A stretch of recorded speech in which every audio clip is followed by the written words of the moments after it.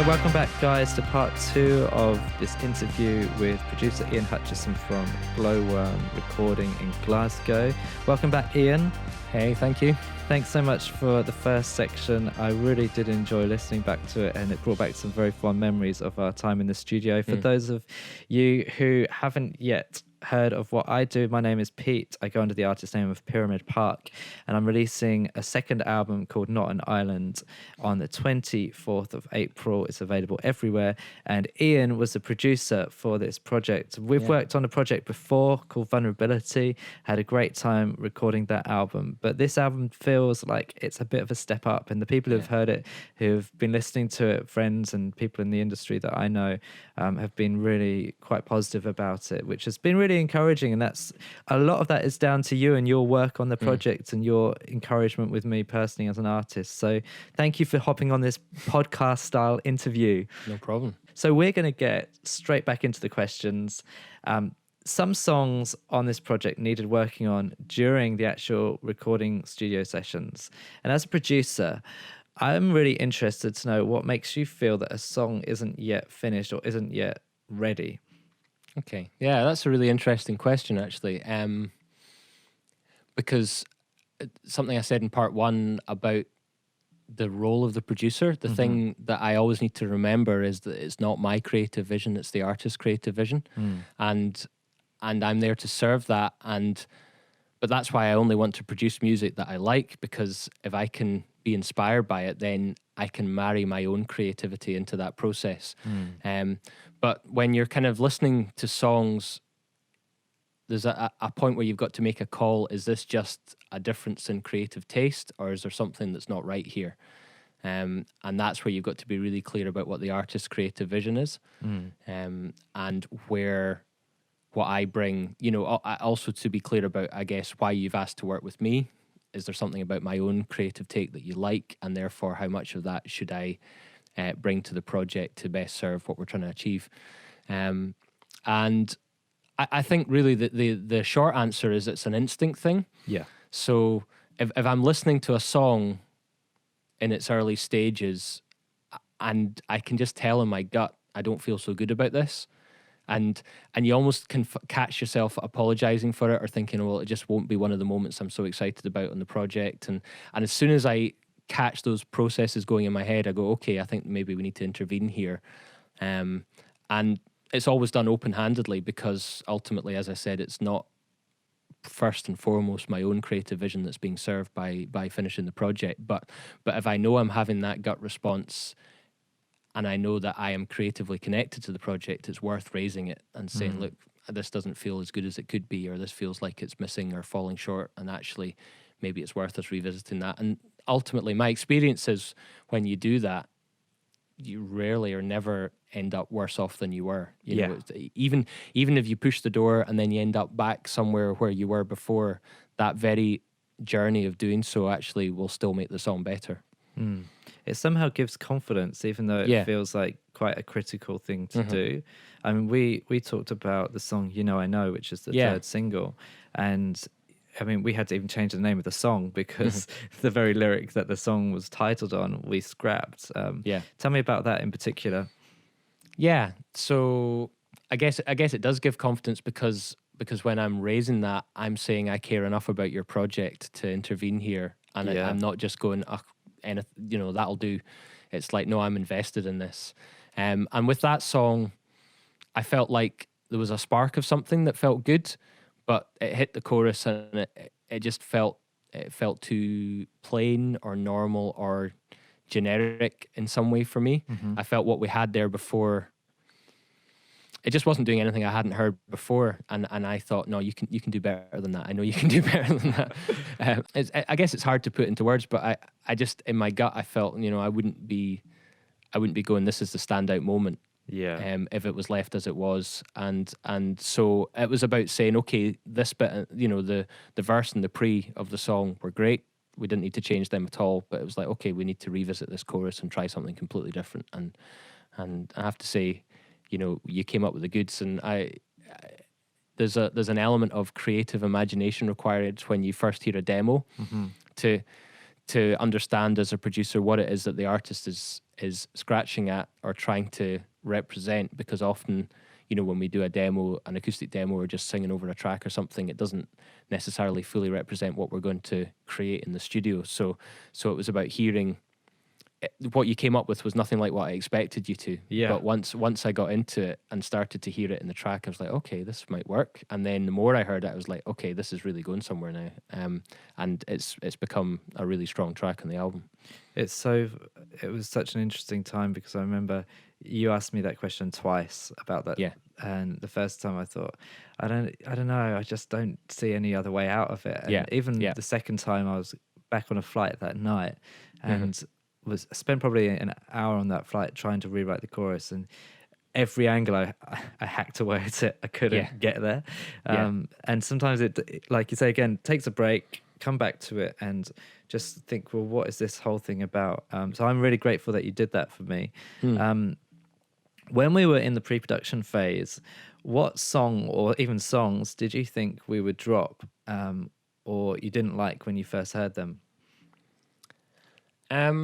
Well, that's an interesting question. I guess it ties into my answer to the last question. I think when you first hear a batch of demos, especially if it's demos for a whole album, 12 or 14 songs, just with acoustic guitar and vocal, just kind of put together in a fairly rough way, obviously just catching those ideas, it does require, as a producer, you need quite a lot of kind of creative imagination to hear where they could go and what they could be. Because the demo itself is only the seed of that. Ultimately, you know, it's the form of the song, I suppose. So interestingly, one of the songs that I was least sure about, I had to look back at my notes, because now I think every single track on the album is really strong. And I was like, oh, what? But I had to look back at my original pre-production notes, and I was surprised. You graded them, didn't you? I did. I gave them a scale of kind of 1 to 3, where 3 I was like feeling really positive, 2, yeah, pretty good, 1, not so sure about this. And one of the ones that got the lowest grading actually was Surrender, which is now a track that we're both saying is one of our favourites. Yeah. And I think not really anything has changed about the song except the setting of the song. Mm-hmm. So I think when I heard it just as an acoustic guitar song, it kind of didn't go here nor there for me. I thought it was kind of, I liked it lyrically. Musically, it wasn't extending in the way that I thought it probably needed to work on this project. But actually, that's the thing about creative imagination, and also living with something. Now that I hear the final song, I love the writing even more. I love the melodies. I love everything that was actually there intact in that original demo, but it just needed time to grow in my head as it needed time to grow as an arrangement as well. The other ones that I had kind of noted that we needed to do a bit more work to, if I laughed again, because I saw that I had marked Envy down off the top spot a bit, and in my notes it said this needs more thought. Yeah. And we gave it an awful lot of thought, and again it's become one of my favourites now. Yeah. And that's often the way, actually. You look at a list of songs in pre-production, and it's funny how there'll be some that will stand out straight away, and you'll be excited about them, and you need that to get the momentum into the project. But actually, invariably, I find there are these sleeper songs that you've almost written off in your mind in the early phases of them, and then after 1 or 2 good creative days on those songs, all of a sudden they are leading the charge, and you're like, okay, everything else has got to catch up to where we've discovered for this song now. And that's great, because it's like each of the songs they're not in competition with each other, but each song is spurring the other on in a way. When you have a great day on a song, you kind of raise the bar, and then you go, okay, right, we got to go back, and what we thought was good there before actually needs even more thought, even more work, even more digging in. So yeah, it's an interesting part of the process. Yeah, absolutely. I mean, I wasn't convinced about Never Let Me Down demo version. Certainly I wouldn't have put it as the first single, and I certainly wouldn't have put it as the first song on the album. And that I found it, I always try and work out a rough track listing early on in the project, so I know where songs kind of sit and how would they connect with one another. But that song, I was kind of like, yeah, it could be at its best third song on the album, and it just kept getting better and better. Yeah, that's a really good example of how production in the studio process can radically change the context and the way a song comes across. So, in the demo, that it was a more produced demo because it was a co-write, so it wasn't just kind of a guitar and vocal, and so it had something that immediately grabbed you when you heard it. But I was conscious that it was very poppy in the demo.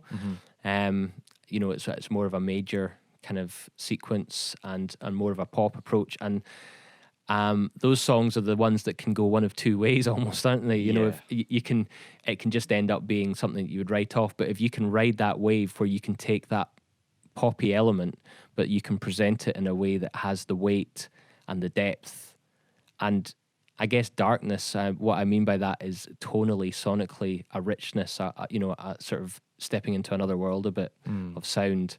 Then you can take something that retains that immediacy of the poppiness, but without it being kind of throwaway. And I think that's where that song ended up really working, actually, because I remember questioning one of the chords in the chorus and saying that's the bit for me that immediately sounds, I've heard it before kind of thing. But I knew we'd won with that song when I heard the same chorus, and I no longer felt that at all. Yeah. Because what we'd done contextually, arrangement wise with the down instrumentation, almost, yeah, exactly, to make it feel much more grounded and weighted. So. Oh yeah, absolutely. Couldn't agree more. Yeah. We've had mainly good days on this project. I can't remember a horrendous day, but were there days which you found particularly hard, and why? Yeah, there weren't many, certainly, on this project. This it was probably one of the, if not the highlight of my year last year working on this album. I would say you always have an ebb and flow in the overdubbing, because that's where you're really having to dig in creatively and take something that is a raw skeleton of a song with drums and bass and turn it into a finished product. And so there'll be sometimes that'll happen really easily, as you mentioned before, and sometimes you have to dig in a bit more. But I enjoy that digging, because invariably as you're digging in, you actually find something you never thought you would find. It makes it sound like exploration and discovery more than invention, and I think it probably is. As a process. It's like you're unearthing something that's maybe there already, or tuning in to a spiritual flow almost, in terms of like being creative, rather than just like coming up with something, incepting something in your own mind. I think it's bigger than that. The whole creative process for everyone, I believe. In terms of hard days, actually, I would say the hardest time for me was early on in the mixing. So I went fairly quickly from the end of our recording process into mixing, because we wanted to get the first two singles mixed and away to mastering, so they were ready for the kind of release cycle. And those two worked out pretty well pretty quickly. Never Let Me Down and Stairway obviously ended up very happy with both of those. And then I carried on mixing another couple of songs. I can't even remember which ones they were, but I know that I started to hit a wall, and I can recognize when I'm hitting the wall, when you start to sort of second guess yourself or doubt the process, and and there's a level of that happens when, as a producer, you're creatively invested in what's going on, and you really care about it, and this could be really good, but it all hangs now on these mixes, and that kind of pressure never actually creates better mixes. All it does is it causes you to be looking over your shoulder and comparing more with references. And again, I just think that's not helpful. Yeah. So actually, I just got to that point. I recognized, okay, it's really good that there's actually a break the way the diaries worked. There's now a couple of weeks before we're going to do anything else. And I just needed that time and that space. I kind of mentioned that in part one about the benefit of spreading the project out.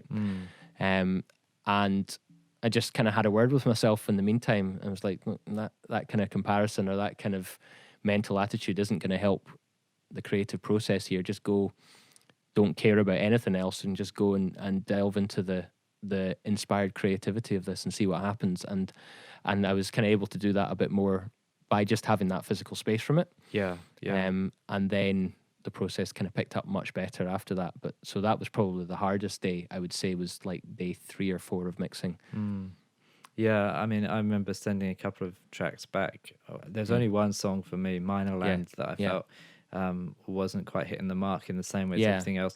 Most things were just tweaks or have you considered this or that, whereas Mine on Land, I remember sitting there thinking, I know there's more. And you did deliver, but you're right, the space is so important, isn't it? Yeah. Yeah. Just changing tact a little bit with the questions, I'd be interested to know what your thoughts are on this, because I've come to recognize this over a period of time. You often write a song, you put it out there, and you don't always know 100% what that song is about. You have a theme and you know where you're going with it, but sometimes it's a kind of a journey into the unknown, and then a while later you reflect on it and you're like, I know what the song's now about. With the whole album, I really struggled with an album name, eventually landed on Not an Island, but which I think is a very current theme now in isolation and everything else. Sure. But back then it was really difficult to land on a name, and it was really difficult to land on a theme. If someone asked me what's it all about, I'd kind of say several things. Now I think I know what my theme is without trying too hard to think about it. But from your point of view, what do you think is the overall message of the album, particularly from a producer's point of view? What things or words or phrases stick out to you? Yeah, that's a very interesting question. I guess thinking about that, interestingly, the word that comes to mind to sum up the lyrics in this album is actually the title of your first album, Vulnerability. And what I mean by that is that I think what immediately grabbed me about a lot of the writing in the second album is the bare honesty of it. Right. Do you know? I remember before we even got to pre-production, you were posting some lyrics on your socials, and I think it was the lyrics to Down Down. About just letting it die in the ground, and the idea of almost taking a dream and being willing to just surrender it and let go of it. And I remember reading those words and thinking, yeah, they really hit the point and they don't pull any punches. And that, I would say, is probably a theme of the whole album, actually, is talking about the stuff that some might think is taboo. You know, so like this root of bitterness has so many flavors, and that's just getting it right out there in the first line of a song. It's like, oof, okay, that's something you would normally try and hide. Or envy, again, is very stark and very direct.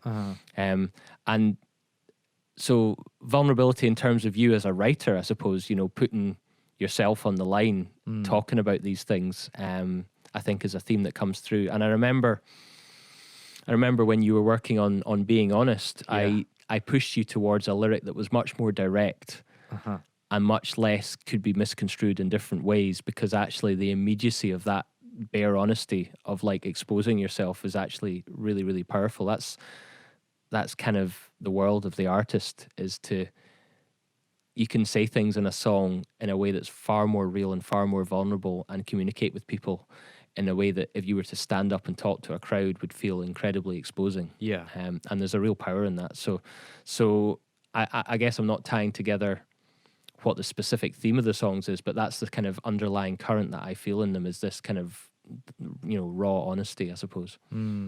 Yeah. And you don't really always realize you're doing that as a writer. But I certainly found when you pushed me, it hurt inside to put that on paper and to own it, because you're like, oh, what was the repercussions? But it's the right thing, and I'm so pleased you did. Looking back on it now, reflecting on it, the pain of and it sounds such a trivial thing to say, but there is a pain in artistry which I think is so important to embrace. Absolutely. And if you don't go there, how are people going to be able to connect? When we released Never Let Me Down as the first single, that first line, I think I'm drifting between the head and the heart, so many people got back to me within a few days and said, that's pretty much sums up where I'm at right now. I feel I'm drifting between logic and emotions, and I can't, I don't even know who I am, that it's amazing how one line like that can really capture people's attention. Absolutely. So I'm really glad you picked up on that. From a production perspective, we've kind of touched on this a little bit, but what song are you most proud of? Yeah. So I guess my list here is the same as my list for the answer to the question in part one. What's my favorite songs on the album? Sure. I would say I'm going to cheat and answer with 4 songs, which is like a quarter of the entire record.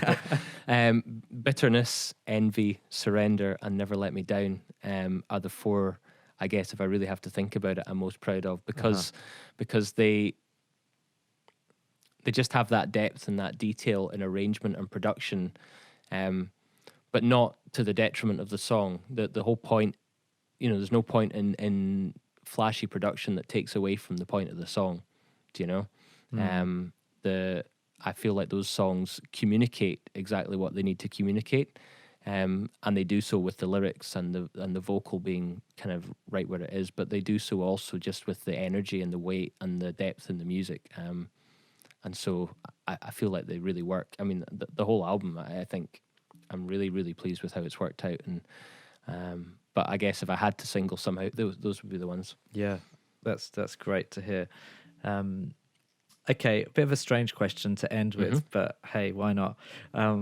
What bit of advice would you give to me, or what things would you like to see more of from Pyramid Park in the future? So advice going forward, or what would I like to see? I guess the first thing I would say to you is be fearless. Don't look over your shoulder and compare with other things. Just, there's been a journey of exploration. We've kind of talked about that in production.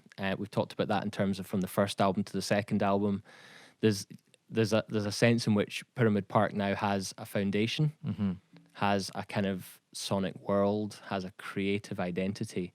And my advice going forward would be just build on that without a care in the world as to what anybody else out there is doing. Do you know? Actually, just be fearlessly you now. Dig even deeper into being real lyrically, into saying things that others would be afraid to say, into being like capturing the energy of what you want to capture musically in your writing and future production. And just, the more creativity is in its own world and isn't trying to compare, I think the better and the stronger it is. Great. And I really do think that the project has legs and has a wide reach in terms of the people it would appeal to. So just be fearless and go for it, I guess I would say. Great. I love that. I will try and do that as much as I can. Great. Thank you, Iain. That's been a fascinating 2-part interview, and I hope that people listening in will feel like they've been a little bit more part of the project. One thing I've really tried to do from the Kickstarter campaign onwards is to really share with the vlogs and with the socials and everything else, share as much behind the scenes footage as possible so you get an idea of how it was in the process as well as how it is now. But hearing those reflections, I think, will really help people to connect in with kind of what we went through together. And it really feels strange to me whenever we chat, we just click again, but it feels strange to almost not be up there creating with you right now. So I miss it, and I hope we have more times again. So as we did before in the first session, just tell us again where we can find you on social media and your website. Sure. So myself as a producer, Instagram at Iain Hutch Music. It's IAIN for Iain Hutch Music. The studio is at Glowworm Recording, GLOWORM Recording, all one word. The studio also has a website, www.glowwormrecording.com. Those are the main places you'd be able to check out what we're up to. Great, thank you. And do check them out because it is a great studio environment that you have got going on there. And I'm excited about the future of that as well. Yeah. Thanks again, Iain, for being part of this. No problem. Thank you. The sun is shining a little bit in Glasgow. And it is. It is. Wow. Yeah. Not that we can go outside much, but we will enjoy it through the window. Exactly. Thanks again. Take care. Brilliant. Bye. Okay, take care. Thanks.